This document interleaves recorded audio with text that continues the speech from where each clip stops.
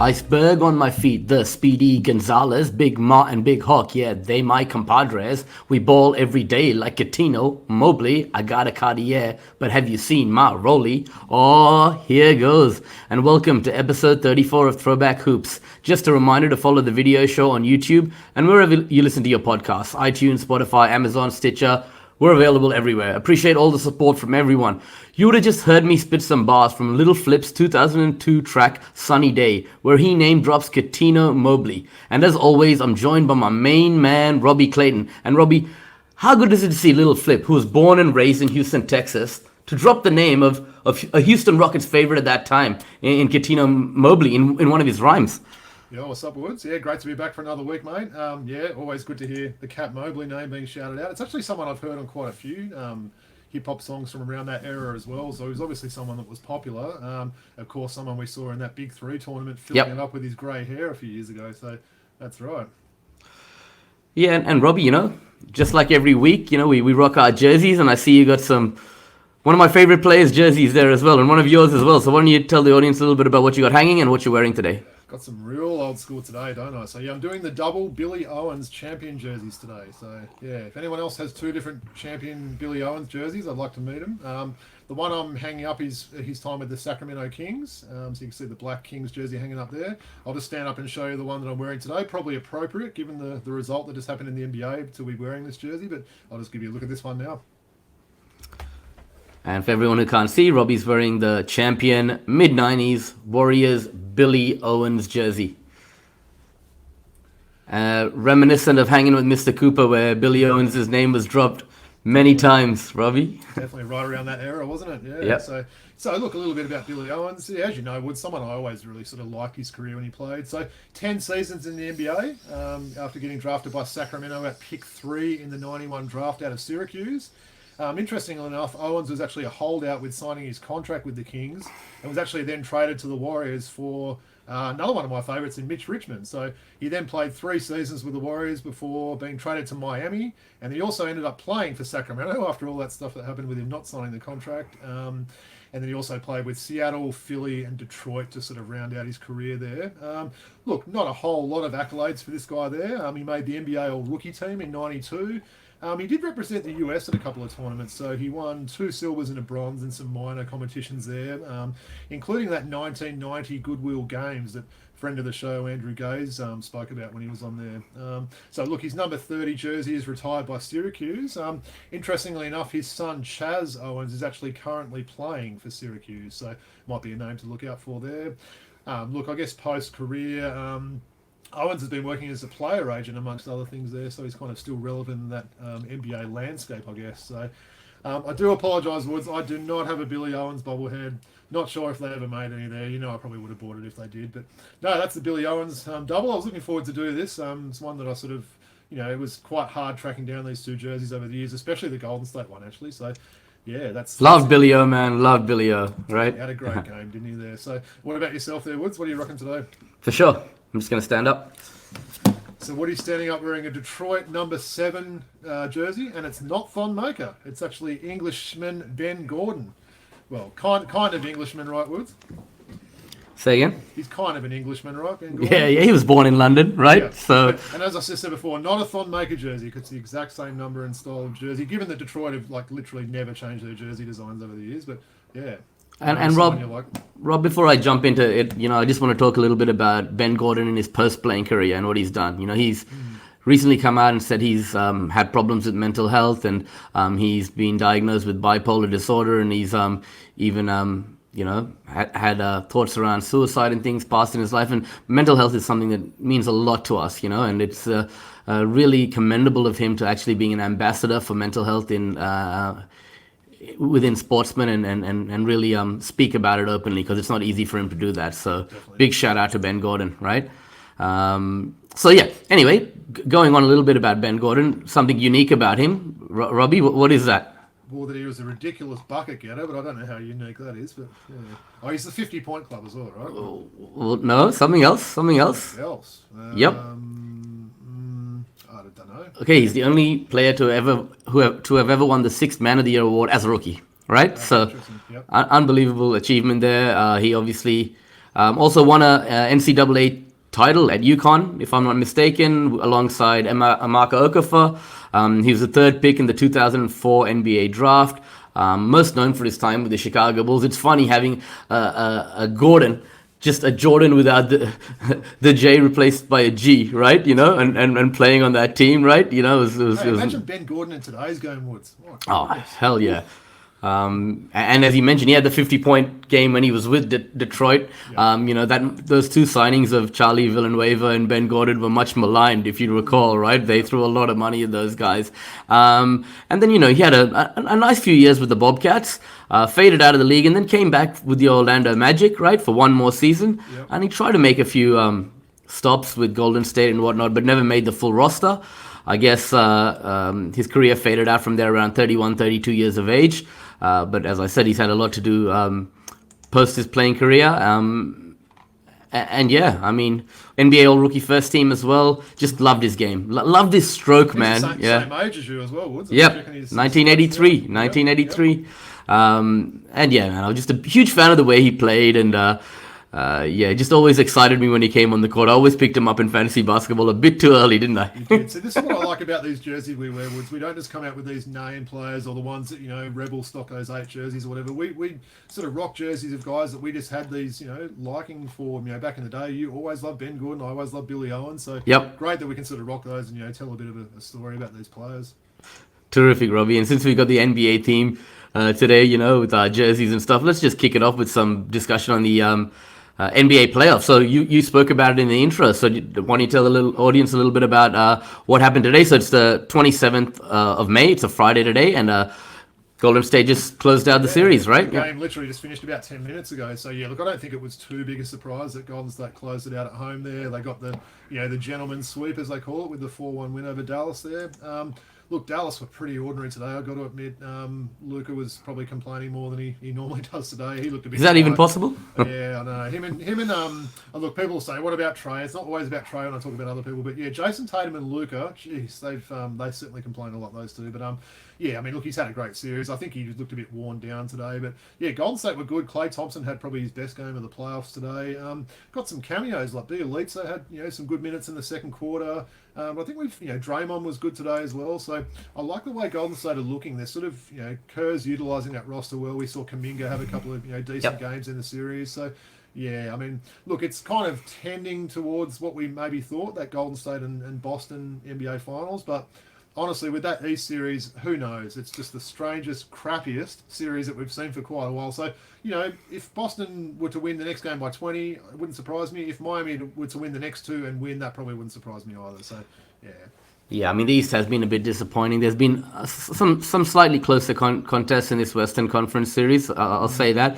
But I think the great story here is that dynasty that Golden State had. Firstly, that the championship with Bogut and co, and then Kevin Durant coming in, and once Durant left, you thought that was it. The GSW it'd be a while before GSW came back here. But to their credit, they've still got those veterans on the roster: Draymond Green, Klay Thompson, you mentioned, Steph Curry, and they've retooled with some nice pieces around those guys under the tutelage of Steve Kerr, and they're going back to the NBA Finals. So that's mad respect, man, because at the start of the season, I thought they'd be competitive this year, but to go all the way to the NBA Finals. And you know what's so good, Woods, as well? All these players on this Golden State team are all sort of homegrown, drafted players. Obviously Durant, when he was there, was the exception there. But, they picked up guys like Draymond in the second round that every other team passed on. They picked up guys like Jordan Poole that every other team passed on. So, they've done very well with their draft. So I do think that Steve Kerr is a great coach. It's probably, not a big statement saying that. But I think sometimes people think, someone like Kerr, he's more a player manager. He just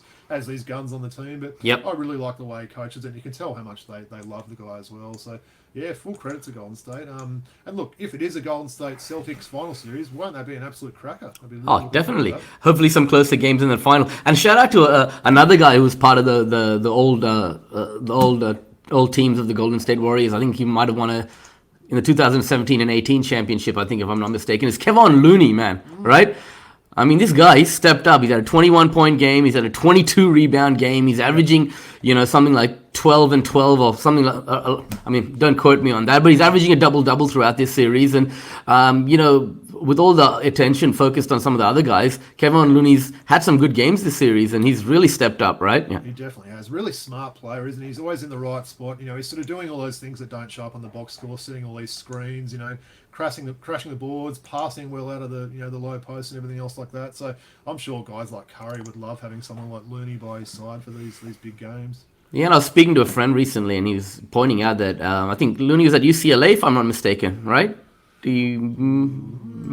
Anyway, when he was in college, he had some offensive chops, right? And he showed that in college. But coming to the NBA, he had to settle into a role and really, do what was asked of him by Steve Kerr and the coaching staff. And he put that away a little bit. But you're seeing a little bit more of that now. His ability to finish around the rim. He's been brilliant. Exactly. No, he's been handy, and hopefully he can sort of start to maybe develop some of these young bigs that they've got as well. I mean, obviously, we're not seeing Wiseman out there, but even just guys like Kuminga and everything else like that, I'm sure he'd be a good person to sort of lean on there and everything. So, no, he's been very impressive. UCLA? I was trying to type in Keon Dooling when I was typing it up. Yes, it was UCLA. Oh, okay, nice. Keon Dooling Woods, that's a name from the past. Yeah, hell yeah. Anyway, he was a first round. So again, he was a 30th overall pick, so a player that every other team could have drafted there. So yeah, full credit to their draft history, the Warriors. Shout out to Keon Dooling, another huge advocate for men's mental health as well, right? So awesome. So I mean, we've touched on it a bit. I mean, the NBA, it's been a bit of a drag since post All-Star break. I mean, some games have just been so one-sided. It's been hard to stay, focused and. But it's still the NBA, and we're at the business end of the season. So, talk to me a little bit about the East. I know you've mentioned it. It's been a bit of a disappointment. I think honestly, let's be honest. It has been one of the most brutal playoff series I've ever seen. Woods. We haven't had any games decided by less than 10. It's been strange. I mean, it sort of goes on to something I want to speak a little bit about after this in terms of the schedule for the finals games here and the conference finals. But yeah, look, obviously, it's been survival of the fittest. Both teams have had a lot of guys with injuries there, but.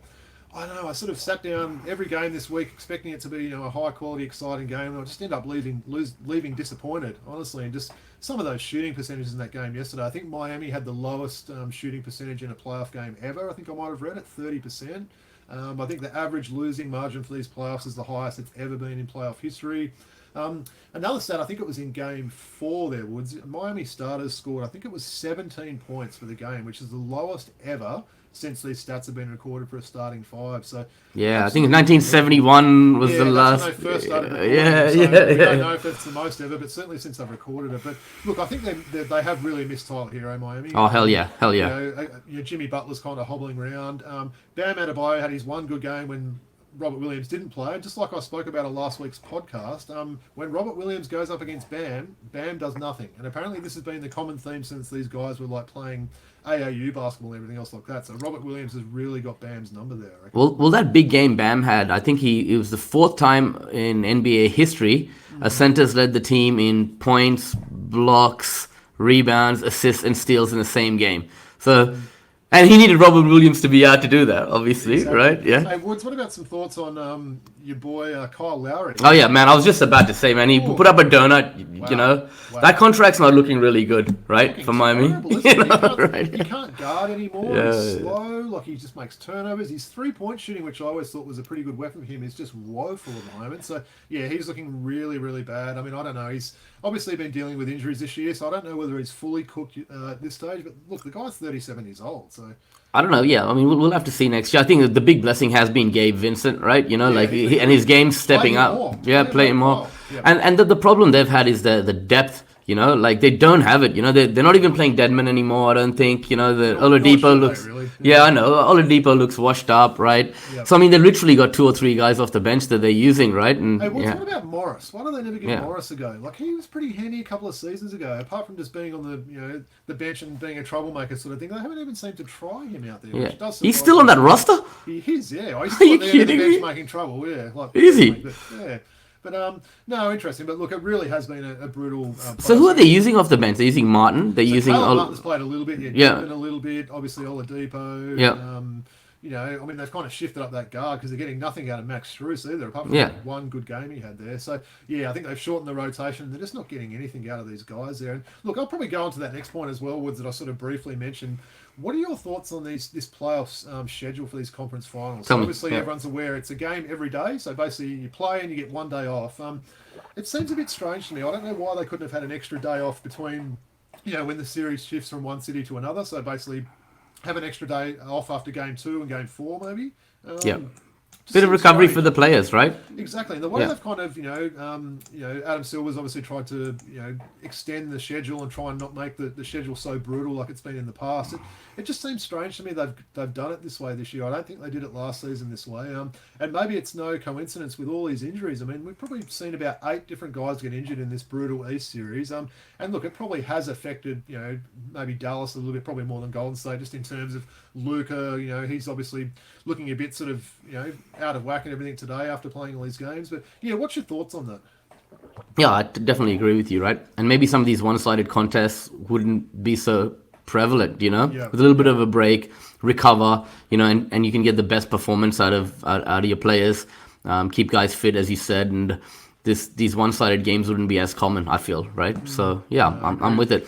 I'm wondering when the final schedule, I mean, obviously we know it's next Friday, the 3rd of June, that the finals will be starting. So I wonder if they will be going with that, maybe every second day for the first 2, but then having that extra day's break. It'll be interesting to see once they do release that, because I know they like to have games on certain days over there, where they're going to get sort of more viewing and everything like that. But I mean, there's no travel between 1 and 2, right? Do you know what I mean? Exactly, yeah. So I don't mind that, right? Totally. Like, yeah. After game 4, and then just, let them go after that. But it'll be interesting to see what happens there. But look, either way, we could be having a few days next week with no games. So that's not going to change, I believe, that Friday start date next week. So, for example, if Boston is to wrap it up tomorrow at home, which we probably expect, we're not going to have games for a good 5 days then, which makes you think, why couldn't we have had a couple of extra days in these series there? It just seems a bit strange to me. Yeah.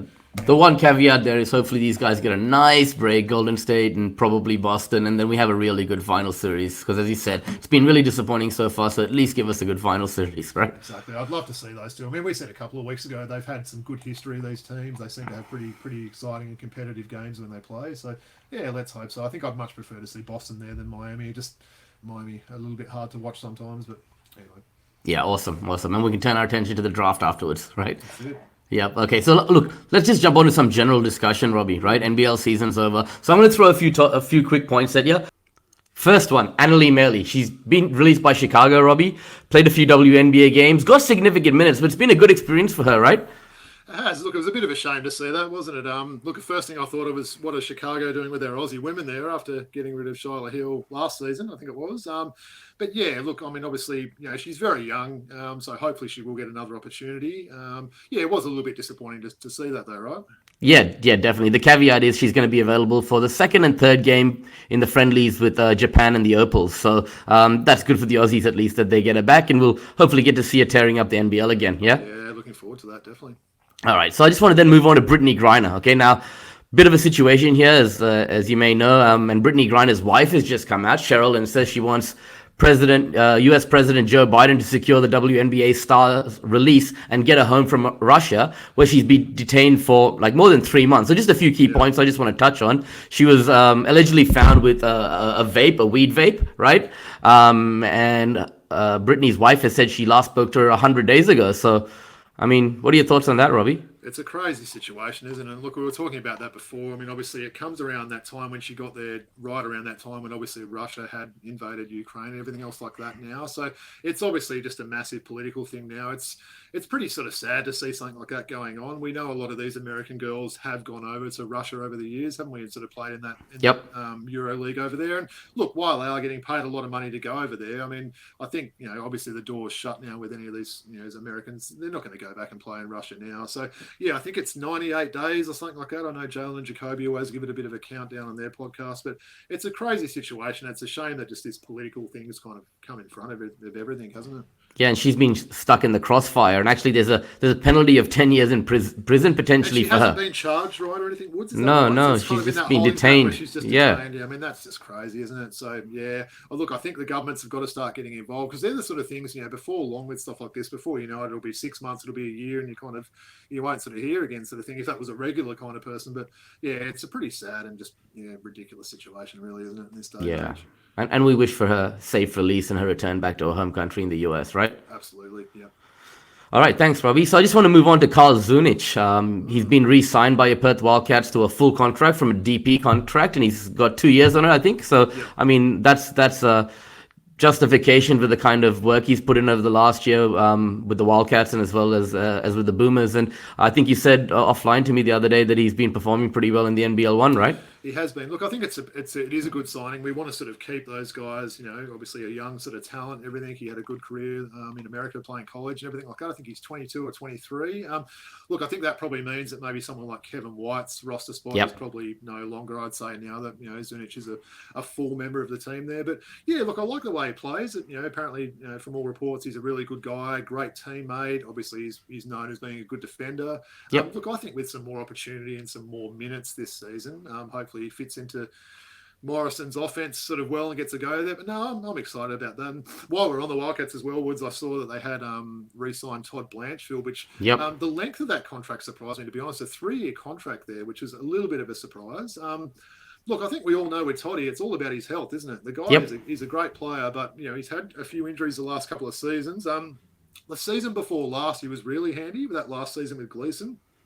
Didn't quite fit in that well this year with Scott Morrison in his offense there. But look, again, if the guy wasn't fully healthy there. So, look, it's a decent player to have come back. He's still relatively young despite, being in the NBL for so long. So I was, pretty happy to see both those news. I think the Wildcats may have 6 people signed now or something like that, including American Bryce Cotton Woods. We could probably do a whole show on that. Oh, man. What is going on? Seriously. Do we not want this guy to be a naturalized citizen? Honestly, it's just... I really don't get it, man. Yeah, it makes no sense. I mean, don't even have any comments about that now. But yeah, and obviously they'll try and fill those roster spots. I don't see any way that Vic Law comes back to that team. I think he'll get a better offer elsewhere, perhaps Europe or something. But yeah, it's good that they've sort of locked down some of this Aussie talent anyway. Yeah. So no, I was pleased with both of those signings. Yeah, Toddy's been a serviceable player for the Wildcats, and when you talk about Australian talent, he's right up there. It's about getting the right imports around him and the other Australian talent on the Wildcats. Last year, obviously, with the bit of a logjam at the 3 spot with Michael Frazier and him, they just got to make sure that they get the right guys to surround. As I said, Toddy and some of the other Australians on that roster. Back onto Zunic as well, Woods. He obviously had those games with the Boomers last year, didn't he? In those I was just saying, games there. Yeah, so I think that's a good thing to have, that experience, and I think he'll be all the better for it for the Wildcats for next season. Yeah, while we're on your Wildcats, Finn Delaney actually got offered quite a substantial contract. I think Liam Santamaria reported that, right? And he declined, and he's exploring options in Europe. Definitely. No, shout out to Santa for that one. Look, it's funny, when that free agents list came out, after the season ended, I was looking through it and I was like, oh, Finn Delaney, he would look good in red there. Obviously, he wasn't as good last season as he was the season before, but that's, probably there was a lot of reasons for that, obviously, with what the Breakers went through last year. But yeah, it's interesting, isn't it? But, the thing on my mind as well with that, Woods, Matt Hodgson was supposed to be doing this last year as well, right? He was trying to, see what would happen in Europe. A contract offer didn't end up coming ahead and he came back to the NBL. So, I wouldn't say you could totally rule it out, but it does sound like perhaps if it wasn't to work out in Europe, he may go to another team outside of New Zealand there, which would be interesting. But yeah, I mean, he's still a very young sort of player, isn't he? He's so talented. Exactly, yeah. And I think last year was probably I don't think that really showed him in his true sort of form there. So yeah, I mean, look, if Wildcats could have got him, I would have been over the moon with that. But yeah, look, at probably Europe probably beckons, and you can go and earn some big bucks over there, I guess. Yeah, as you said, it was a tough year for the Breakers last 2 years, as we all know, right? While we're on the topic of the Breakers anyway, BMW, my man, Billy McDowell White's been retained by the Breakers. Yeah. Not a bad local deal, I think it was it? Yeah, 1 year deal, I think. Not a bad local point guard to have. That's his 3rd season now, so he's found a little bit of a home there. Exactly. And look, that's someone that was playing in the G League and playing pretty well a few years ago, sort of thing. Again, you wonder, maybe with the new coaching change and everything else like that might suit his playing style a bit more. But no, there's no doubt, BMW is a very handy player, right? So I know someone that you quite admire. Yeah, definitely. Loved his dunk last year. Still think it was the best dunk of the year, right? So on Toei Smith-Milner. Okay, while we're on the New Zealand Breakers, a little bit of more movement. Kyron Galloway, which is the Galloway twin from New Zealand, Robbie. He's been picked up by Adelaide, along with Anthony Drimmick, who returns back to his former club to play under CJ Bruton. Galloway first there, Woods. You obviously know about them a lot more than me. Do you know which one is the better of the two? Well, so far Kyron showed a little bit more, right? Because he had more opportunities to play, right, in that New Zealand team with they were hit by injuries, COVID, and the end of the year when just having a blank now. Who left at the end of the year to go to Europe? Yanni Wetzel, obviously. Yanni Wetzel went to Europe, so Kyron Galloway got a little bit more of an opportunity there with minutes freed up. So he's been able to show himself more than his brother on that Deep Kings roster. So, yeah. But look, in terms of Drimich, look, I don't think that's a bad move there. Obviously, going back, he had some pretty decent seasons with Adelaide. I don't know that he really fit in that well with Brisbane these last couple of seasons. It was pretty low averages. His shooting percentages were right down this year. But look, he's another one. We've spoken a little bit of NBL1. He's playing in the NBL1 North, I think, for one of the Gold Coast teams, and he's filling it up so far. He's been getting 33 points a game or something like that, getting lots of assists and everything. So I think that'll be a good thing for him going to Adelaide. He probably knows a few people involved in the system. It is a bit of a different team than it was 2 years ago. Of course, we've got CJ coaching now, but look, it's not a bad move there. Some of these Aussie sort of talented players are a little bit hard to find there. So not a bad move for the Bullets. Sorry, for the 36ers. Yeah. For the 36ers, yeah. I mean, CJ at least might have some say this year in building that roster. So, he might actually get to select his imports this year. Yeah. Let's not start you on Adelaide imports, bro. Okay. I'm in a good mood. Yeah. Yeah. Okay. All right. And finally, Dyson Daniels really impresses at the draft combine. So really promising. We spoke to Manny McQuaid last week, and he thinks that he could be, 10 to 20 pick, low teens even. So he might be climbing up those draft boards. Definitely. I mean, all the Aussies get out and sort of support, Daniels there. I think everyone's talking about some of these, international guys that played in the NBL last season as NBL next stars, or where are they going to get drafted from that? Forget all those guys. Worry about our boy Dyson Daniels there. So, yeah, by all reports, he's grown a little bit in the last year or so. So, I think you had a couple of concerns a little bit maybe with his shooting, didn't you, Woods? That was probably the one thing you thought maybe he needed to work on there. Yeah, I mean, I think it was in the G League Ignite. I think it was last year, right? So I think he shot in the 20s somewhere, late 20s or something like that. I mean, it's hard to tell, with that small sample size. But as you said, he looked okay in that Rising Stars game, didn't he, at the All-Star weekend in Cleveland there? He certainly didn't look out of place there. They had a couple of those G League Ignite players there. So, yeah, absolutely all for Dyson Daniels there. What do you reckon? He could definitely be like a top 10 pick. Could he get as high as 5 or 6, do you think? Or think maybe the lower end? I guess a lot will change over these next couple of weeks. Yeah, I mean, there's a lot of great players in this draft, right? So I think around 10 to 15 might be an apt prediction, right? Would it be fair to say we might be jumping on the NBA store the day he gets drafted? Definitely. And getting a new jersey there, I'd say. Definitely, for sure. And nice. You spoke about that rookie-sophomore game that he impressed at, right? Having someone like Rick Barry there to coach him and take him under his wing and give him some advice would do him no harm, right? Good call. Yeah, definitely. All right. Now I know you've been following the NBL1 closely. You've mentioned it on the show many times, so I just thought maybe we'll kick over to you and you can give us a few updates on what's going on in that space. I'm talking so much NBL1 at the moment. I might need to get an NBL1 mug or something. What do you reckon? Or some sort of sponsorship? Definitely. Yeah. Look, obviously before we go into your favourite segment there, so what I've sort of said the last few weeks, we'll touch base on one of these NBL1 conferences each week, as well as a little bit of an update on the NBL1 East that I cover. Yep. Before I go on, so I'm going to cover the NBL1 South this week. Yep. Before I go on to that though, Woods, huge coup for our Hills Hornets, I'll call it. I won't call it my Hills Hornets. So, captain of the Illawarra Hawks, AJ Ogilvy, has basically joined the Hills Hornets for the remainder of this NBL1 season. We're pretty sure that's the case anyway. So, for those that aren't familiar about AJ, he is a local Hills and Castle Hill boy. He went to school about 5 minutes down the road from where we live, Woods. So Oak Hill College. Exactly. He's always someone that we've followed his career, being that local sort of guy. Obviously, he was with your Kings and everything else like that. But that is an absolutely huge coup, though, for the Hills Hornets to get him. We spoke with Matt McQuaid last week saying, look, Hills have got 2 really good players there, Paul Brotherson and Liam Moss there. So they probably needed that third guy. So for the third guy, they've just gone and added a guy who's, basically been a 3-time All-NBL first team sort of player over the, he's fairly short NBL career, I've got to say. But look, really sort of happy with that. Looking forward to see his first game. And should we give a bit of a tease about that, or should we? Definitely. No, definitely. Okay. Right. Give it a tease. the scoop is here. So we've actually got AJ lined up to come on the podcast. It's probably going to be in a couple of weeks' time. So yeah, the Hills boys are all going to catch up for a bit of a chat on the podcast. Really excited, man. Can't wait to chop it up with AJ and talk about his career with Vanderbilt. His time playing with Australia in the under-19s and just that great NBL career that he's had there. So hey, did you just say chop it up? I did say chop it up. I love it, man. I'm finally learning off you there as well. All right. I like and it. We might even get the scoop as well, Woods, because everything I keep reading keeps on saying, AJ Ogilvy expected to retire. So nothing's been official yet. So maybe when we get that run sheet drawn up, that might be the first question. AJ, are you retiring? What do you reckon? We'll consider breaking news there. Maybe we would start with that, man. Okay, well, second question. All right, sounds good. But look, either way, really looking forward to obviously call AJ Ogilvy's games for the rest of this season, and also obviously to have a chat on the podcast. So I know we're both pumped for that. So for sure, man. Excellent. So all right. So look, just going back to, as I said, we're going to talk about one conference. So conference I wanted to talk about this week was the NBL1 South, which features the Victorian teams plus 2 Tasmanian teams.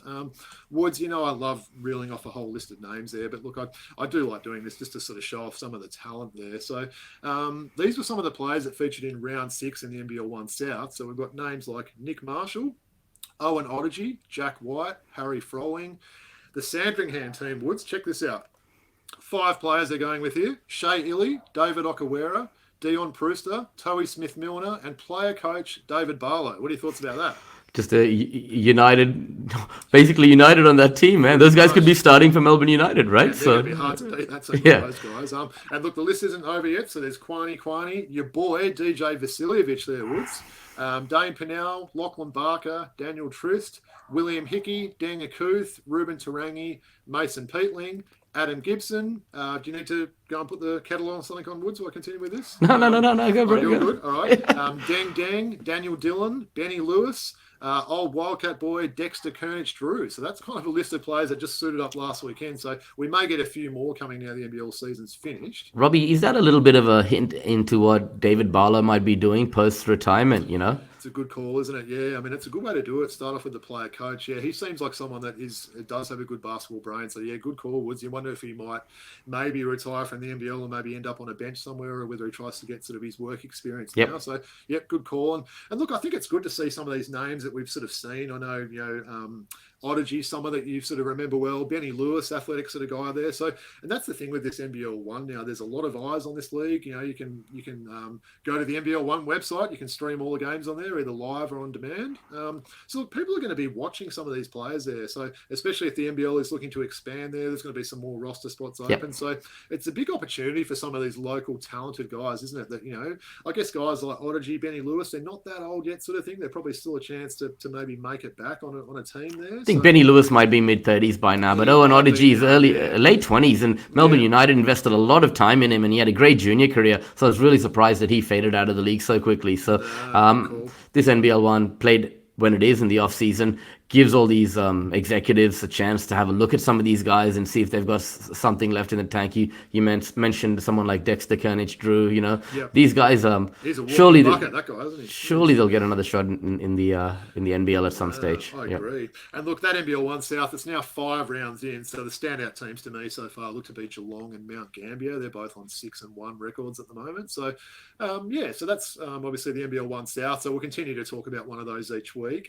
Before we wrap up the segment, Woods, just wanted to talk a little bit about the NBL1 East. So look, we did mention that big coup there with AJ Ogilvy joining the Hills Hornets there. Look, really great to get a local junior back. Obviously, AJ played with Hills, I think it was maybe the mid-noughties, 04 and 05, helped win a couple of state championships before he went off to go to Vanderbilt and start off his professional career. So that's a good sort of effort there. They had a good win over Manly in Ogilvy's debut. AJ had a pretty easy 17, 5 rebounds and 2 blocks in only 22 minutes of time there. So I thought that was pretty impressive there. So I'm really looking forward to call some of those games. I actually thought, Woods, that game against Manly last week, Hills kept this pretty close to their chest. So imagine, the Manly team walks in, they see Hills coming, this team's not going that well. And then you see a captain of an NBL, a team coming in, the big 6'11" AJ Ogilvy, so it's been pretty cool to see. So as we said, really looking forward to sort of get to meet AJ a little bit and sort of have a chat with him soon. Look, before we finish it as well, Woods, just wanted to ask your thoughts. One of your boys actually returning to basketball in Jordan Hunter. So Nice, I saw. Made his debut in NBL1 North, playing for the North Gold Coast. He's come back from injury. What was that injury he had last year? Because he didn't play a game all season for the Kings, did he? Yeah, he was suffering with a finger injury, and once he recovered from that, he had a foot fracture. So, I mean, we heard the podcast recently with Liam Santamaria, the huddle with Chase Buford, and he spoke about how great a teammate he was on the sidelines, and he's really looking forward to being able to coach him on the other side of the line and contribute on the floor. And this is a great opportunity for him to get his conditioning up and get some reps in before the start of the regular season. So, Definitely. Yeah. Well, he looked good in that first game. Put up 21 points and 12 rebounds. They did lose the game there, but they lost the game to a team with Drimich and McCarron in the starting lineup. So, no sort of easy game there. And he's just signed a pretty big contract, I think, with the Kingswoods. I think it might be 4 years or a large sort of contract. I know we kind of like having the Aussie talent at that centre position, don't we? And that sort of frees up those imports. I think it might be 3 years, though. 3 years, okay. Yeah. But it does free up those import spots to be looking for, wing or sort of guard type players there. So, it's good to sort of... No, definitely, agree, totally, Exactly. Well, that's NBL 1 sort of wrap for the week, Woods. But, certainly looking forward to do more of that again next week. All right, let's do it then, man, And I got to say, I ordered those 15 packs. They still haven't arrived. I hit the guy up on eBay who's sending me the pack. He said they'll come in this week for sure. This is my last pack, man. We've never run out of packs. We haven't. We should say to Australia Post as well, we understand there was floods a couple of months ago and there's been a thing called COVID, but your excuses are starting to run out, honestly. Seriously. I don't know what... So you're not blaming NBL Shop anymore. You're blaming Australia Post. It's been over 3 months, probably close to 4 months since I ordered some NBL jerseys. I was a little bit annoyed with the NBL store there, but I reckon it's more on Australia Post, to be honest. So they need to pull their fingers out, to be honest. But I like those upper deck ones anyway, Woods. All right, so let's just hope that we don't have a non-pack next week. Do you know what I mean? So, all right. All I'm going to say about this first card is Nate would love this card. Shout out to Nate from the Sport Blokes. He would love this card. The Admiral. All-Star card. David, the Admiral Robinson. How big does he look on that card, crikey? It's a pretty bad clue for our listeners who, unless they listen to the episode with Nate, wouldn't have got that clue, so sorry.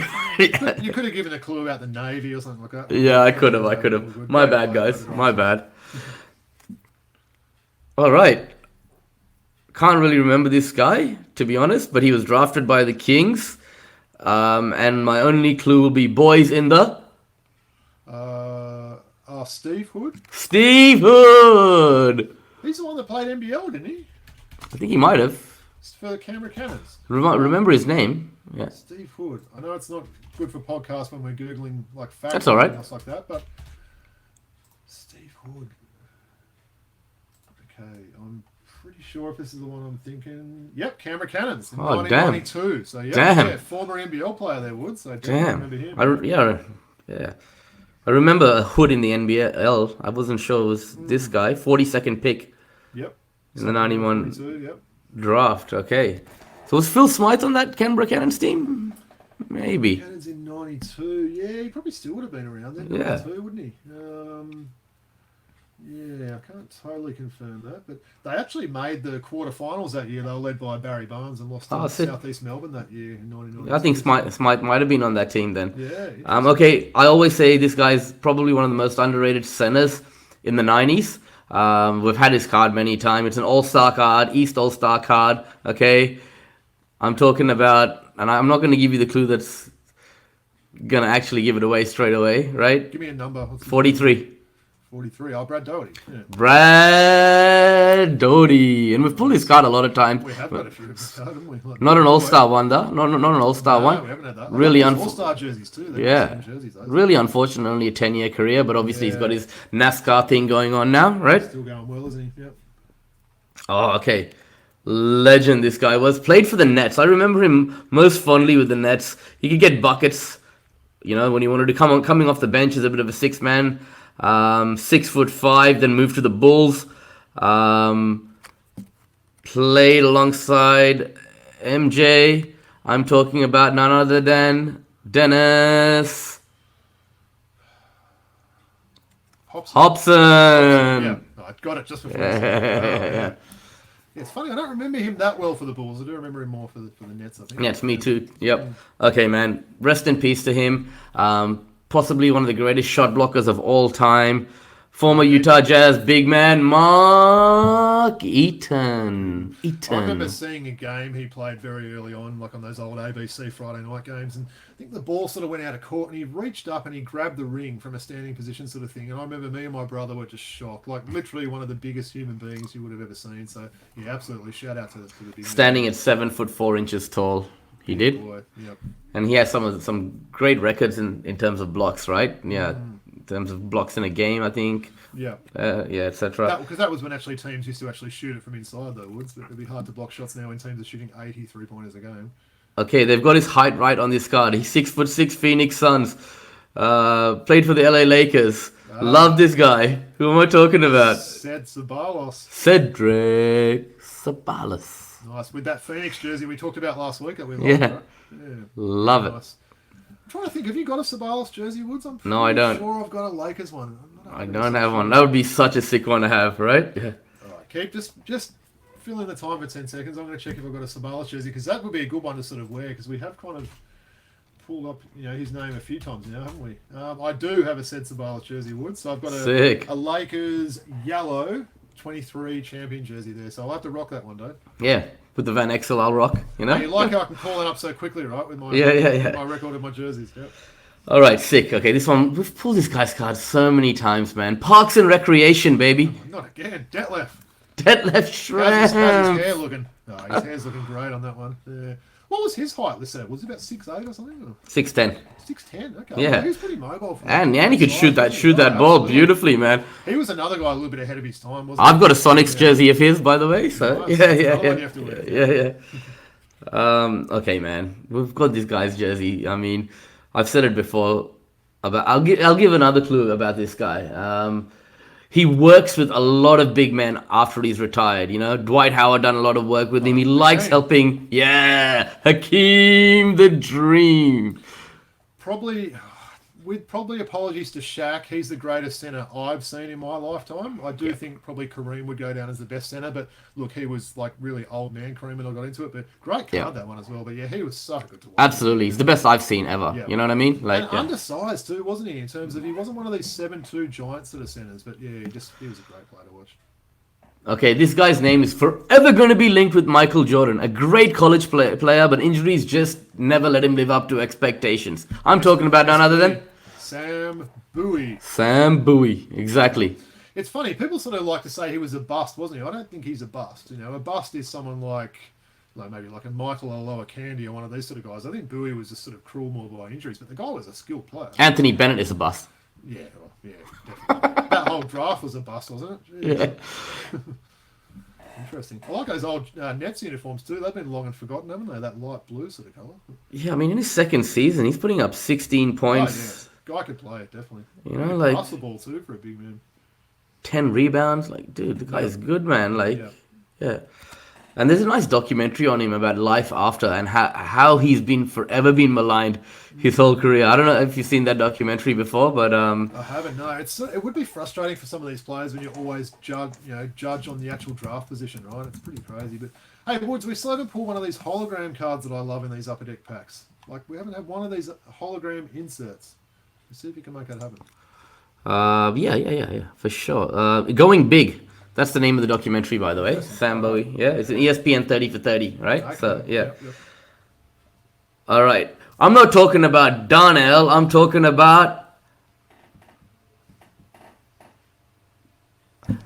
Okay, shares the surname of ex-West Sydney Razorback player Darnell. Oh, Hinson. Played for the Nets, or probably teammates. Yeah, I forget his first name now. Rod? Roy Hinson. Oh, Roy. Yep, and he was definitely teammates with Dennis Hobson on those Nets teams. Nice. And Rex Chapman might have been on... Yeah, it's all linking back, isn't it, with all these players? Yeah. Rex Chapman was on the Nets at that time, wouldn't he have been? Or? Oh, I don't know. That's going back a bit. He played with a few teams, Rex. Yeah. All right. We're talking about Duck and who? The great Portland Trailblazers user Kevin Duckworth and... Buck Williams. Buck Let's Williams. talk about a gun rebounder there. He was he was a beast on the boards. Another player that had a lot of success with New Jersey as well. So we're getting a lot of these players with links to the New Jersey Nets here. But yeah, quality player. Did he pass recently? Ooh, I don't know. I don't want to. Yeah, no, he's not a coach, so you can't normally make those things. No, he's very much still alive. I was Duckworth. No, it was Kevin Duckworth that passed. Duckworth passed Yeah, the okay, ball. my bad. Yeah. No, Buck Williams is a great player there. 13,000 rebounds. Wow. Oh, okay. Andrew Canyon, quintessential white guy for you. Okay, this guy was a 7-foot center for the Bucks. Paul McKeskey. No. He kind of looks a bit like Jim McIlvaine, but he's not. He was very much a role player, but he did get up to. He played for the Timberwolves, Celtics, Kings, and the Bucks. He did have a 9.2. Can picture the guy's face. He's a little bit balding, right? A little bit Yep. receding hairline. No, he's got hair. He's got a full head of hair. Okay, what's his first name? Number 54. Brad Lohaus. Brad Lohaus. Yep, great 3-point shooter as well for a big Yeah. guy. Another guy ahead of his time there. So that's an interesting card there. Yeah, he was a big boy, wasn't he? But yeah, he had that nice left-hand 3-point shot, Brad Lohaus. Nice. All right, so that's the end of all our packs, including the upper deck selection. We're going to hope in the next week that we get some more cards arrive, right? Otherwise, I don't know. Suck, man. Some show and tell with some of my random memorabilia or something like that, right? Yep. Well, it's nice to do it again, just the two of us, after having some guests on recently. So some big guests on the way as well. Should we just spoil that now, Woods? For sure, let's do it. Let's do it. We've been a bit sort of secretive. So, look, 2 legends of the NBL will be featuring on these next couple of weeks. So next week we've got none other than Terry T.J. Johnson. 200 games plus in the NBL, had some great seasons there for a number of teams. Really looking forward to that. And look, as I sort of teased earlier on in the show, AJ Ogilvy, someone that's, look, he hasn't retired yet. A lot of people are saying he might. We're not sure about that. I'm sure we'll probably ask him though when he comes on, Woods. But we will. Yep. Yeah, really looking forward. So we've got the TJ show and the AJ show coming up. So that'll be in the next couple of weeks. So definitely stay tuned. We're really looking forward to bring both of those guys on. Yeah, pumped and really good of both of them to agree to come on the program with 100%. us. So yeah, maybe we can get MJ for another one after that. all right, so why don't you just quickly go through the usual stuff, Robbie, where we can be found and all that, right? Sounds good. Yep. So the Twitter handle is Throwbacks Hoops. Instagram is throwback.hoops. And of course, the email address is throwbackhoopspodcast@gmail.com. Should say as well, look, obviously the NBL's wrapped up. NBA is going to be wrapping up soon. Send some questions through. If you guys have got anything you want us to discuss, we are going to sort of be doing a few redrafts, Woods, aren't we? Once the season, we're going to probably start from the year 2000 and just do a redraft of the lottery there, which I think could be a bit of fun. See how we'd go putting our GM hats on there. But yeah, if anyone's got any ideas, suggestions, feedback, or anything else like that, feel free to hit us up there. And what about yourself, Woods? Take it away with your stuff there. Yeah, Patreon, as I said, if you can jump on there and pledge your support, we'd really appreciate it. We've got a TikTok channel as well, Woody_V83. Now it's the off season. I'll be a little bit more active on TikTok. But no, that's it from me, Robbie. Anything else from you? Nah, look, I mean, obviously, hopefully these playoff games get a little bit better there. Get out and support your NBL1 teams this weekend. There'll be games starting from tonight now, as we mentioned, Friday the 27th of May, but games going all throughout the weekend there. So wherever you live in Australia, you've probably got a team that's pretty close to you there. So get out and support the NBL1 competition. It's a great competition there. Yep, thanks, Robbie, and hopefully we get a good final series, right? That's it. Look, I think if it's Golden State Boston, I think we could get a very good one there. So yeah, looking forward to that. So as I mentioned, that'll be kicking off next Friday, Australian time. Yep, look forward to having the great guests, as you mentioned, TJ and AJ. So until we do it all again next week, thanks to everyone for tuning in. Yeah. Peace out, guys.